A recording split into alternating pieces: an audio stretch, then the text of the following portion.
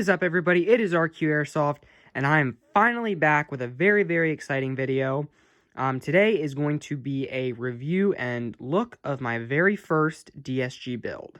First and foremost, I am very, very glad to be back on YouTube. It has been a while, but I actually have not been totally inactive from social media.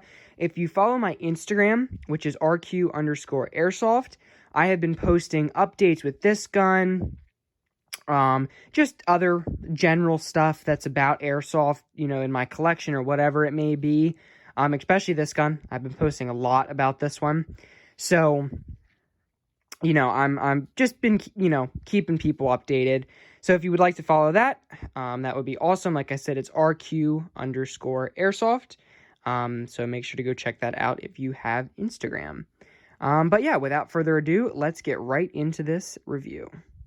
Okay, so now we have the gun disassembled here, so I can show you all, the externals and, just the little stuff, the barrel assembly, that kind of stuff. If you're wondering, what's actually inside the guts of this thing, I will be doing a gearbox review on the YouTube channel here within the next week or so. We'll see on that. But yeah, so you can expect that to come out very, very shortly. But yeah. So this is just, like I said, the externals and the rundown of just stuff that kind of makes up the gun. Okay, so starting off, we have probably the least exciting thing is just the magazines. I love these G&G mags. They're like my favorite. They have that really, really nice rubber coating, there, and all, that whole section there. Very high quality polymer.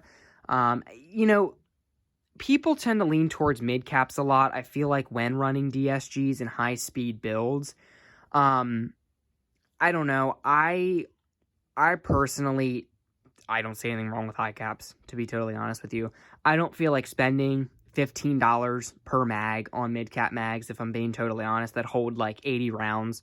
Like, to me, that's just dumb. So, I mean, this holds 330 rounds. I got a lot of, it was 3 of them for $33. I got them for $11 a mag. This is the 4th one. This came with this gun. But yeah, honestly, I'm not a huge fan of mid-cap mags, so I stick with that. Then next up, our battery here. A nice beefy battery. I don't know exactly how you pronounce that brand, but it doesn't really matter. So 2800 milliamps, 40C, 3-cell, 11-1. You can see all the higher current, more capacity, higher voltage, more secure. And then that is pre-wired to Dean's. This is not an Airsoft battery.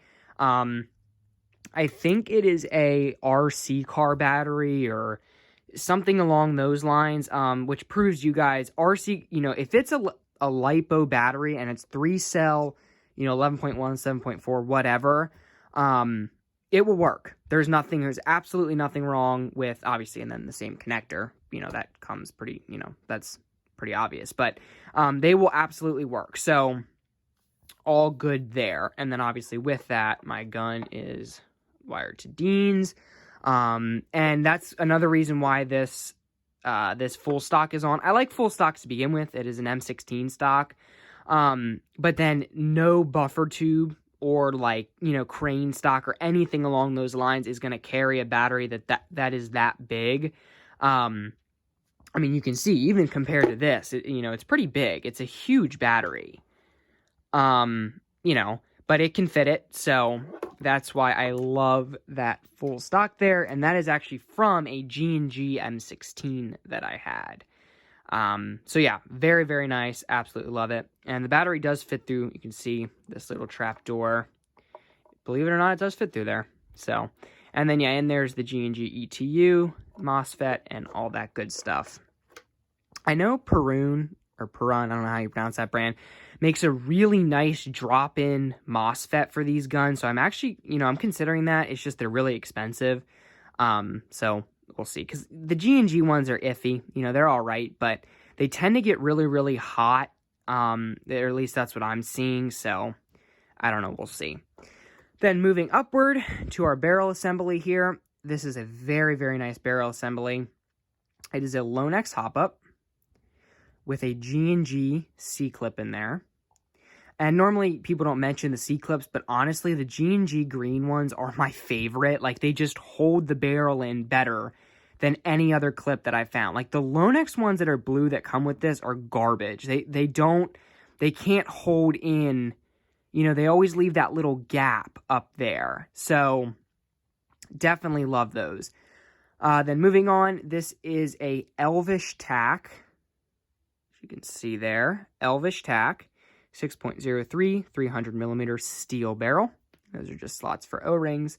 Speaking of which, the O-rings are down here to provide like the spacers so that it meshes with this well. There's also a spring that goes with it here, which I have. So that just goes on that little thing there to make a really good air seal. But then, yeah, so then in this barrel is a R-Hop patch and S-nub, which I do have pictures of both of those on my Instagram page.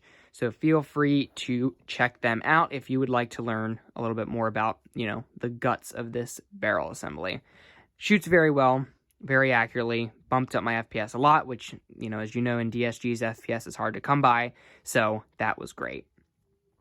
And then last but certainly not least, we have our upper here, which is a G&G upper with a hive suppressor. So nothing too fancy there. That hive suppressor I love. It's just to cover the barrel. It doesn't actually suppress anything. But I actually got that in a trade for a Speed trigger, the Speed brand hair triggers.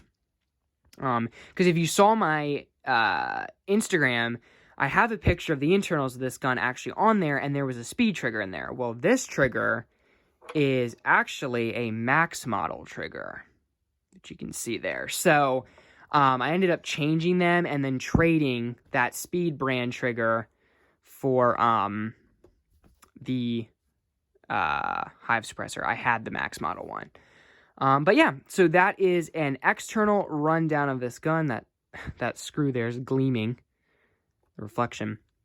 But yeah, that is an external rundown of this gun, you know, including the barrel assembly and stuff. So without further ado, let's get this thing shooting with a chrono test and a dry fire test. All right, so we got the battery plugged in and ready to go. We'll just scoot that over here and get that into frame. Let me zoom in on that for you guys so you can see the nozzle there and the trigger pull. All right, so this is semi-auto.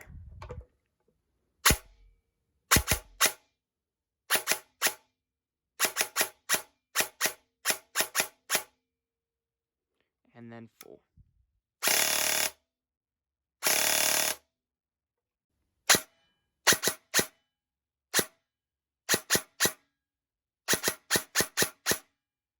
Okay, so now for the chronograph test, I'm going to be using 0.20 gram BBs, and I'm going to be firing 10 shots.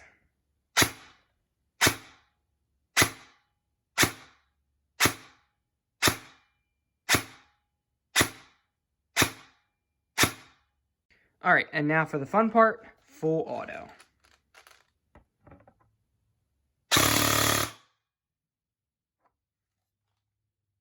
That is just about going to wrap up this video. I hope you all enjoyed. Like I said, I'm going to try my best to get that gearbox video out very, very soon here. I was originally going to do that first, but I was so anxious to get the gun back together that here we are now. But yeah, like I said, thank you all for watching. I hope you enjoyed, and I will see you on the next video.